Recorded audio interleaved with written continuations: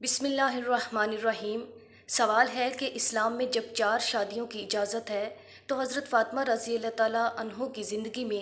جب علی کرم اللہ وجہہ نے دوسری شادی کرنی چاہی تو رسول اللہ صلی اللہ علیہ وآلہ وسلم نے آپ کو کیوں روک دیا؟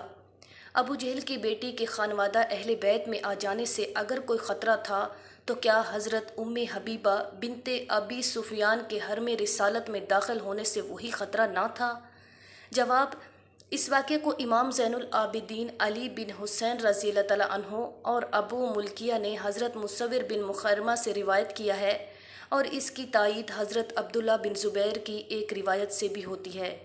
تفصیل اس قصے کی یہ ہے کہ فتح مکہ کے بعد ابو جہل کا خاندان مسلمان ہو گیا تو حضرت علی رضی اللہ تعالیٰ عنہ نے اس کی بیٹی سے، جس کا نام کسی نے جویریہ، کسی نے غورہ اور کسی نے جمیلہ بیان کیا ہے، نکاح کرنا چاہا۔ لڑکی کے خاندان والوں نے کہا کہ ہم رسول صلی اللہ علیہ وآلہ وسلم کی بیٹی پر بیٹی نہیں دیں گے جب تک آپ ان سے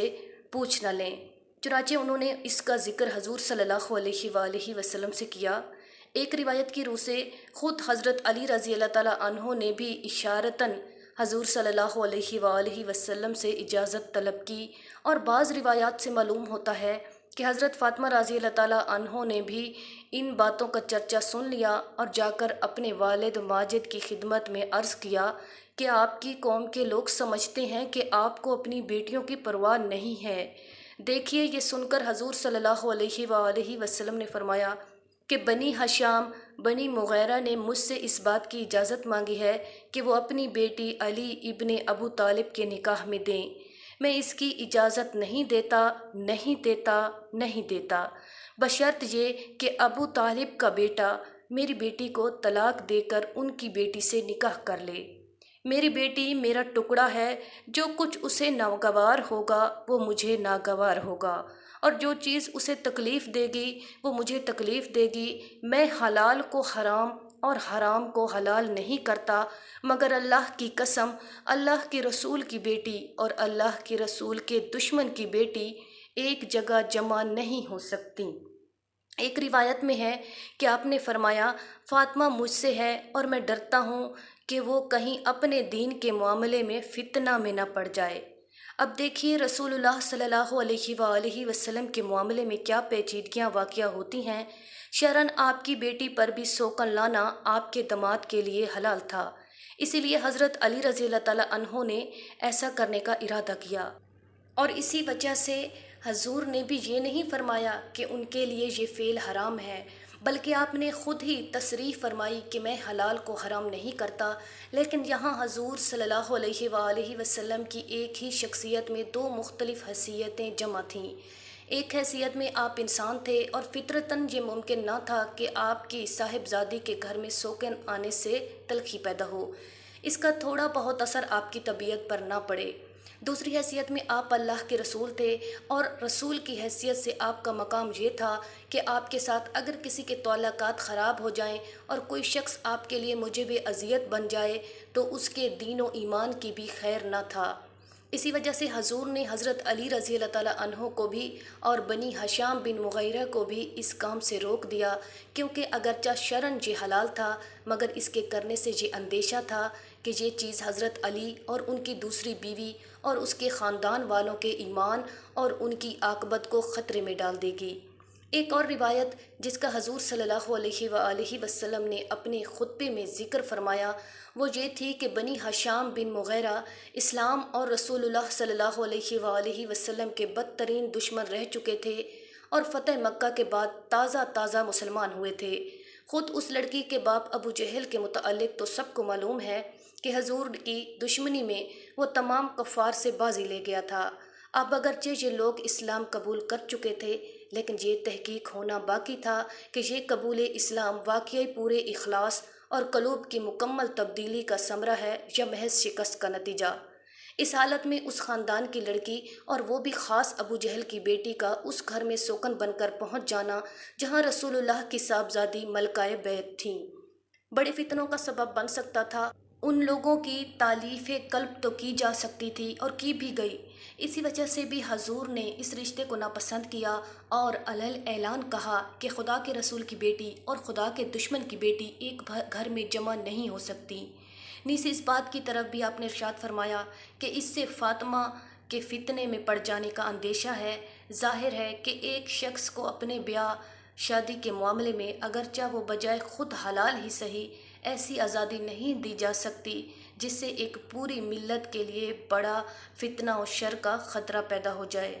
بے شک یہاں یہ اعتراض اٹھ سکتا ہے کہ ابو جہل کے خاندان سے ابو سفیان کا خاندان اسلام کی عداوت میں کچھ کم نہ تھا، پھر اگر ابو جہل کے خاندان کی لڑکی کا خانوادہ رسالت میں آنا موجب فتنہ ہو سکتا تھا تو ابو سفیان کی صاحبزادی حضرت ام حبیبہ کا خود نبی صلی اللہ علیہ وآلہ وسلم کی ازواج مطہرات میں شامل ہو جانا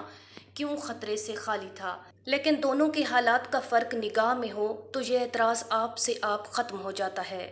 حقیقت یہ ہے کہ ابو جہل کی لڑکی اور ام المومنین حضرت ام حبیبہ کا سرے سے کوئی مقابلہ ہے ہی نہیں۔ ابو جہل کی لڑکی اور اس کے چچا اور بھائی سب کے سب فتح مکہ کے بعد ایمان لائے تھے۔ ان کے بارے میں یہ امتحان ہونا ابھی باقی تھا کہ ان کا ایمان کس حد تک اخلاص پر مبنی ہے اور کہاں تک اس میں شکست خوردگی کا اثر ہے۔ بخلاف اس کے حضرت ام حبیبہ رضی اللہ تعالیٰ عنہا اس بڑے سے بڑے امتحان سے گزر کر جو اکابر صحابہ میں سے بھی کم ہی کسی کو پیش آیا تھا، اپنے کمال اخلاص اور اپنی صداقت ایمانی کا پورا ثبوت دے چکی تھیں۔ انہوں نے دین کی خاطر وہ قربانیاں دی تھیں جن کی نظیر مشکل ہی سے کہیں اور نظر آ سکتی ہے۔ ذرا غور کیجئے، ابو سفیان کی بیٹی ہند بنت عتبہ مشہور ہند جگر خوار کی لخت جگر، جس کی پھوپھی وہ عورت تھی جسے قرآن مجید میں حمالۃ الحطب کا خطاب دیا گیا، جس کا نام عتبہ تھا، نبی پاک صلی اللہ علیہ وآلہ وسلم کا بدترین دشمن تھا۔ اس خاندان سے اور اس ماحول سے نکل کر وہ حضرت عمر اور حضرت حمزہ سے بھی پہلے ایمان لاتی ہیں، اپنے شوہر کو مسلمان کرتی ہیں، خاندان والوں کے ظلم و ستم سے تنگ آ کر مہاجرین حبشہ کے ساتھ ہجرت کر جاتی ہیں۔ حبشہ جا کر شوہر عیسائی ہو جاتا ہے اور دین کی خاطر اس کو بھی چھوڑ دیتی ہے۔ غریب الوطنی کی حالت میں تنہا ایک چھوٹی سی بچی کے ساتھ رہ جاتی ہیں اور ان کے عزم ایمانی میں ذرہ برابر تزلزل نہیں آتا۔ کئی برس اس حالت میں جب گزر جاتے ہیں اور ایک بے سہارا خاتون دیار غیر میں ہر طرح کے مصائب جھیل کر یہ ثابت کر دیتی ہے کہ دین کو جس پائے کا خلوص، جس مرتبے کی سیرت اور جس درجے کا کردار مطلوب ہے وہ سب یہاں موجود ہے، تب نبی صلی اللہ علیہ وآلہ وسلم کی نگاہ انتخاب آپ پر پڑتی ہے اور آپ حبشہ ہی میں ان کو نکاح کا پیغام بھیجتے ہیں۔ غزوہ خیبر کے بعد وہ حبشہ سے واپس آ کر حرم نبوی میں داخل ہوتی ہیں۔ اس کے تھوڑی ہی مدت بعد قریش صلح حدیبیہ کے خلاف ورزی کے مرتکب ہوتے ہیں اور ان کو اندیشہ ہوتا ہے کہ نبی صلی اللہ علیہ وآلہ وسلم اب مکہ پر چڑھائی کر دیں گے۔ اس موقع پر ابو سفیان صلح کی بات چیت کے لیے مدینہ آتا ہے اور اس امید پر بیٹی کے ہاں پہنچتا ہے کہ اس کے ذریعے صلح کی شرائط طے کرنے میں سہولت ہوگی۔ برسوں کی جدائی کے بعد پہلی مرتبہ باپ سے بیٹی کو ملنے کا موقع ملتا ہے، مگر جب وہ رسول اللہ صلی اللہ علیہ وآلہ وسلم کے فرش پر بیٹھنے کا ارادہ کرتا ہے تو بیٹی فوراً یہ کہہ کر فرش سے اٹھا دیتی ہے کہ رسول کے فرش پر ایک دشمن اسلام نہیں بیٹھ سکتا۔ ایسی خاتون کا خانوادہ رسالت میں داخل ہونا تو ہیرے کا ہار میں ٹھیک اپنی جگہ پا لینا تھا۔ اس سے کسی فتنے کے رونما ہونے کا کوئی بعید ترین امکان کیا وہم بھی نہ ہو سکتا تھا۔